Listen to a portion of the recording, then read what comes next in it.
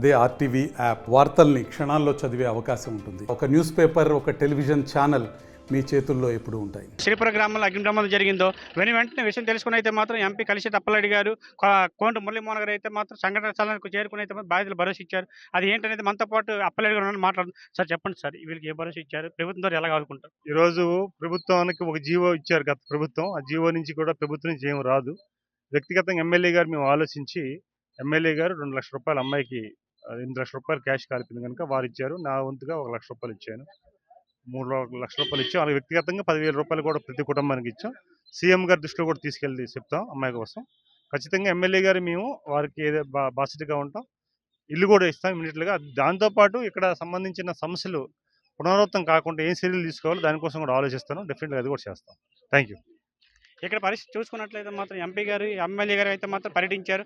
ఏదైతే ఉన్నారో కాలిపోయిన బాధితులు ఉన్నారో వాళ్ళందరూ కలిపి అయితే మాత్రం ఒక ఎమ్మెల్యే గారు 2 లక్షలను, ఎంపీ కలిసి అప్పటికి అయితే 1 లక్ష రూపాయలు అయితే ఇవ్వడం జరిగింది. ముందుగా ఈ ప్రభుత్వానికి దృష్టిలో పెట్టి అయితే మేమైతే వీళ్ళు అంతా ఆదుకుంటామని చెప్పేసి భరోసా, ధైర్యం అయితే ఇచ్చారు. వీళ్ళందరూ ఎవరైతే బాధితులు ఉన్నారో వాళ్ళు కూలీనాలు చేసుకుని బతికేవారు. ఏదైతే పండుగ ఉందో పండుగ సందర్భంలో అయితే ఇలా జరగడం అయితే విషాదం అని చెప్పి బాధపడుతున్నారు. సురేష్, ఆర్టీవీ, శ్రీపురం గ్రామం నుంచి, సంతకట్టు మండలం, ఉమ్మడి శ్రీకాకుళం జిల్లా.